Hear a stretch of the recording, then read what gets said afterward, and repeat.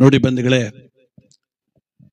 ಮೊನ್ನೆ ಒಂದು ಘಟನೆ ನಮ್ಮ ಭಾರತ ದೇಶದ ಸಮಸ್ತರಿಗೂ ಕೂಡ ಅತ್ಯಂತ ದುಃಖ ತರಿಸಿದಂತ ಘಟನೆ. ಪ್ರವಾಸಕ್ಕೆ ಅಂತ ಹೋಗಿ ಸಂತೋಷವನ್ನ ಕಾಣಲಿಕ್ಕೆ ಅಂತ ಹೊರಟು ತಮ್ಮ ಮಡದಿ ಮಕ್ಕಳ ಮುಂದೆ ಉಗ್ರಗಾಮಿಗಳಿಂದ ಹತರಾದಂತ ಒಂದು 30 ಜನ, ಆ ಎಲ್ಲ ಆತ್ಮಗಳಿಗೂ ಕೂಡ ಭಗವಂತ ಚಿರಶಾಂತಿಯನ್ನು ನೀಡಲಿ. ಹೊನ್ನಕರ್ಣಿಕ ಕಲಾಬಳಗದ ವತಿಯಿಂದ ಆ ಎಲ್ಲ ಆತ್ಮಗಳಿಗೂ ಕೂಡ ಸದ್ಗತಿಯನ್ನು ಕೋರ್ತಾ, ಅತ್ಯಂತ ಹೇಹ ಕೃತ್ಯ ಇದು. ಇಡೀ ದೇಶವೇ ಖಂಡಿಸ್ತಾ ಇದೆ, ಯಾರೂ ಸರಿ ಅಂತ ಒಪ್ಪೋದಿಲ್ಲ.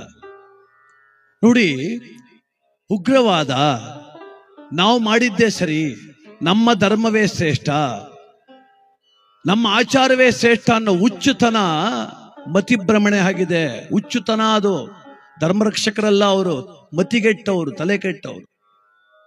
ಆದ್ರೂ ಎಂತ ಸಾವು ಬಂದ್ಬಿಡ್ತು.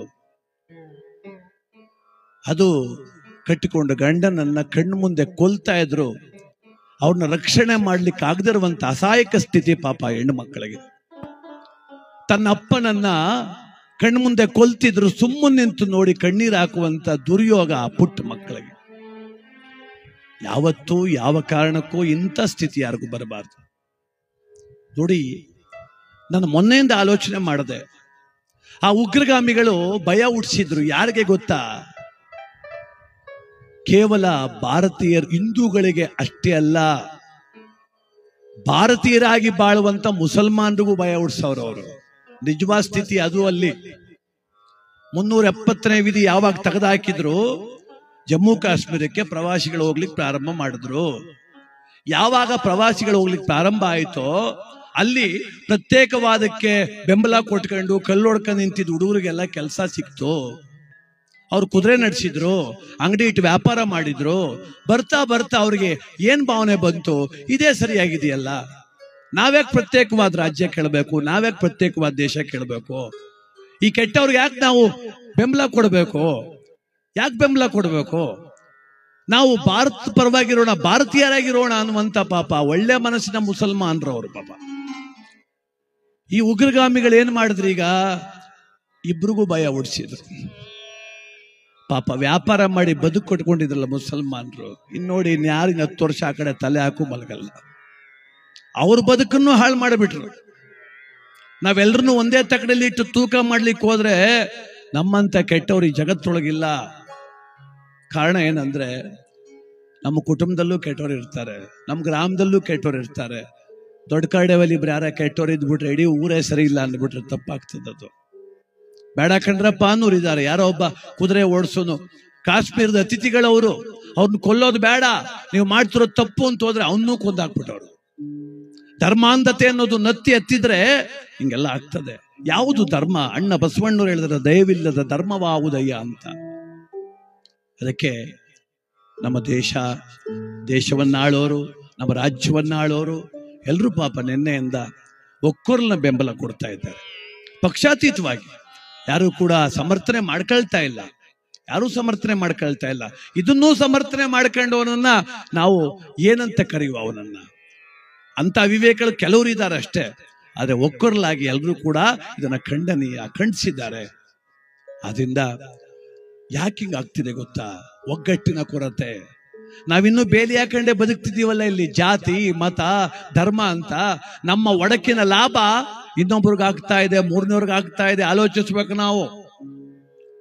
ನಾವಿನ್ನು ನಮ್ಮ ಗ್ರಾಮದಲ್ಲಿ ಆ ಕೇರಿ ಈ ಕೇರಿ, ಅವ್ರು ಕಮ್ಮಿ ನಾವು ಜಾಸ್ತಿ, ನಮ್ಮೂರಲ್ಲಿ ನಮ್ಮೂರೇ ಜಾಸ್ತಿ, ಅವರೆಲ್ಲ ಕಡಿಮೆ, ಈ ಕೆಟ್ಟ ಬುದ್ಧಿಯ ಮೊದಲು ಬಿಟ್ಟು, ನನ್ನ ಗ್ರಾಮ ಇಂಥ ದುಸಂಸ್ಕೃತ ಗ್ರಾಮ, ನನ್ನ ಗ್ರಾಮದಲ್ಲಿ ಇಂಥ ಕಾರ್ಯ ಇದೆ, ಒಳ್ಳೆ ಶಾಲೆ ಇದೆ, ಇಡೀ ಗ್ರಾಮ ಸೇರಿ ಹಬ್ಬ ಮಾಡ್ತೀವಿ, ಜಾತಿ ಮತ ದೂರ ಇಟ್ಟಿದ್ದೀವಿ, ನಮ್ಮ ದೇವ್ರ ಉತ್ಸವ, ಯಾರು ಬೇಕಾದ್ರೂ ಉತ್ಸವ ಮಾಡ್ಬೋದು, ಯಾರು ಅಗಲು ಕೊಡ್ಬೋದು, ಯಾರು ಪೂಜೆ ಮಾಡಿದ್ರೆ ಬೇಡ ಅಂತಾನೆ ಮುಡ್ಲಗಿರಿಯಪ್ಪ.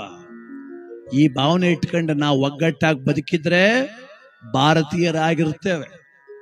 ಭಾರತೀಯರಾಗಿ ಉಳಿದ್ರೆ ಹಿಂದೂಗಳು ಉಳಿತೇವೆ. ಹಿಂದುತ್ವನು ಉಳಿದ್ರೆ, ನಮ್ಮ ಧರ್ಮನೂ ಉಳಿದ್ರೆ, ನಾವೆಲ್ಲ ಜಾತಿ ಮತ ಅಂತ ಏನಂತೀವೋ ನಮ್ಮ ಸಂಪ್ರದಾಯ ಅವೆಲ್ಲ ಉಳಿತವೇನು. ಆದ್ರೆ ನಾವು ಭಾರತೀಯರೇ ಆಗ್ಲಿಕ್ಕೆ ಸಿದ್ಧ ಆಗ್ತಿಲ್ಲ ಇನ್ನೂ. ಅದೇ ಕರ್ಮ ತಪ್ಪಾಗ್ತಿರೋದು. ಅದರಿಂದ ಒಳ್ಳೆ ಮನಸ್ಸಿಂದ ಯೋಚನೆ ಮಾಡೋಣ. ಇನ್ಮೇಲಾದ್ರೂ ತಾರತಮ್ಯ ಬಿಟ್ಟು ಜಾತಿ ಧರ್ಮ ಅಂತ ಒಡೆದಾಡೋದು ಬಿಟ್ಟು ನಾವು ಒಗ್ಗಟ್ಟಾಗಿರೋಣ. ನಮ್ಮನೆ ಭದ್ರವಾಗಿದ್ರೆ ಯಾರು ಒಳಗಡೆ ಕಾಲಾಕ್ಲಿಕ್ಕೆ ಆಗೋದಿಲ್ಲ. ಈ ಸತ್ಯ ಎಲ್ರಿಗೂ ಗೊತ್ತಾಗ್ಲಿ. ಆ ಮಡಿದ ಎಲ್ಲ ಆತ್ಮಗಳಿಗೂ ಭಗವಂತ ಸದ್ಗತಿ ಕೊಡ್ಲಿ. ಕಣ್ಣೆದ್ರು ಗಂಡನನ್ನ ಕೊಲ್ತಿದ್ರು ಅಸಹಾಯಕರಾಗಿ ನಿಂತಿದ್ದ ಆ ಹೆಣ್ಮಕ್ಕಳ ದೃಢ ಮನಸ್ಸಿಗೆ ಇಲ್ಲಿಂದಾನೇ ಒಂದು ನಮಸ್ಕಾರ ಹೇಳ್ಬಿಡೋಣ ನಾವು ಅವ್ರಿಗೆಲ್ರಿಗೂ ಕೂಡ. ಮದುವೆ ಆಗ 6 ದಿನ ಗಂಡನ ಕಳ್ಕೊಂಡಿದ್ದಾಳೆ ಒಬ್ರು ಹೆಣ್ಮಗಳು. ಎಷ್ಟು ನೋವಾಗಿರಬೇಡ. ಆ ಚಿತ್ರ ನೋಡಿದ್ರೆ ನಿದ್ದೆ ಬರೋದಿಲ್ಲ ರಾತ್ರಿ ಎಲ್ಲ. ಆದ್ರಿಂದ ನಾವೆಲ್ಲರೂ ಕೂಡ ಸನ್ನದ್ಧರಾಗೋಣ, ಸಂಘಟಿತರಾಗೋಣ, ಸಹೃದಯವಂತರಾಗೋಣ. ಇನ್ಮೇಲಾದ್ರೂ ಈ ಕೆಲವು ಕರ್ಮಗಳನ್ನ ಬಿಟ್ಟು, ಕೆಟ್ಟ ಚಾಳಿಗಳನ್ನ ಬಿಟ್ಟು, ನಮ್ಮ ದೇವ್ರು ನೀವು ಮುಟ್ಟಂಗಿಲ್ಲ ಅನ್ನೋದು, ಈ ಜಾತಿಯವ್ರು ಒಳಗೆ ಬರಬೇಡಿ ಅನ್ನೋದು, ನೀವೆಲ್ಲ ದೂರನೇ ಇರಬೇಕು, ಇವೆಲ್ಲ ಬಿಟ್ಬಿಡ್ಬೇಕ್ರಿ. ಮಕ್ಳಿಗೆ ಹೇಳ್ಕೊಡ್ಬೇಕು ಇನ್ಮೇಲೆ, ಕಂದ ಜಾತಿ ಗೀತೆ ಅಂತೆಲ್ಲ ಮಾತಾಡ್ಬೇಡ ಕಣೋ ಮಗನೇ, ಪ್ರೀತಿ ಎಲ್ಲದೆ ಅವ್ರ ಜೊತೆಲಿ ಇರು, ಒಳ್ಳೆ ಜನ ಎಲ್ಲವ್ರು ಅವ್ರ ಸವಾಸ ಮಾಡು. ನಮ್ಮ ಚಿಕ್ಕಪ್ಪನ ಮಗ ಕೆಟ್ಟವನಾರ ಅವನ ಜೊತೆ ಅವ್ನು ಕಟ್ಕೊಂಡು ಏನ್ರಿ ಮಾಡುವ ನಾವು? ನಮ್ಮ ದೊಡ್ಡಪ್ಪನ ಮಗ ಕೊಲೆಗಡಕ ಇರ್ತಾನೆ, ನಮ್ಮೋನಲ್ವಾ ಅವನೇ ಫ್ರೆಂಡ್ಶಿಪ್ ಮಾಡ್ಕೊ ಅಂತಾರೆ ಯಾರು, ಅವ್ನ ಸವಾಸಕ್ಕೆ ಹೋಗ್ಬೇಡ ಅಂತಾರೆ. ಆದ್ರಿಂದ ನಾವು ಕೂಡ ಈ ಭವ್ಯ ಭಾರತಕ್ಕೆ ಬುನಾದಿ ಯಾವುದು ಅಂದ್ರೆ